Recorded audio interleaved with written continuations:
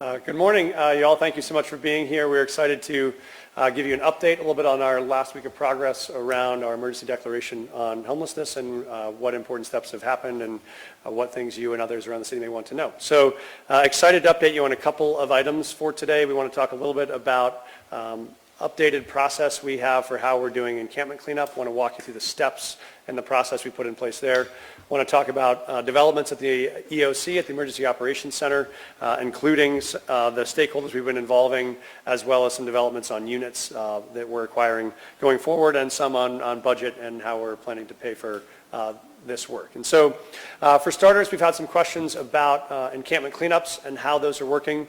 We did approve the first cleanup of my administration this week. It is in process.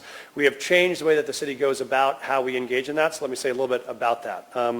First thing is we have started what we will be doing 7-day notice postings in all these locations. We have focused really on places where we have significant public health risks. This was a place where we had a significant rat infestation in the encampments. We were very worried about the health and safety of the folks that were in that encampment as well as the surrounding neighborhood. That was why we green-lighted it for a cleanup.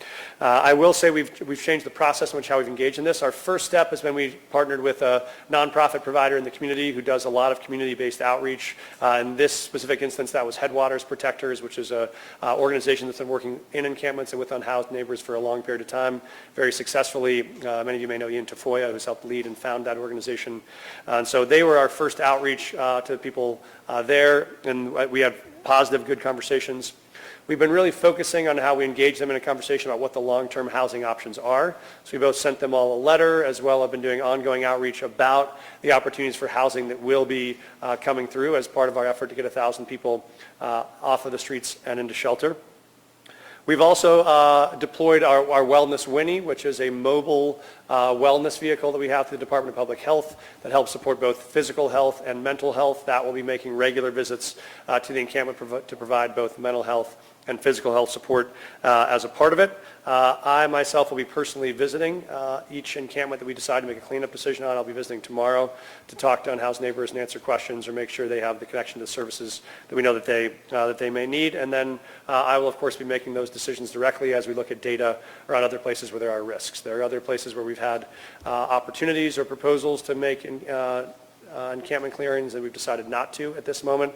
This was the one that we made that decision based on what we saw as a really significant public health and safety risk. So that's a little bit of an update for folks that have questions about how the encampment resolution process is working in our administration, what steps we've kept and what steps we have changed. A little bit about the broader stakeholder process. You may have seen that we've launched our community town halls. We've had 2 already that have been very successful, both very well attended, I think 100 to 200 people at each of them.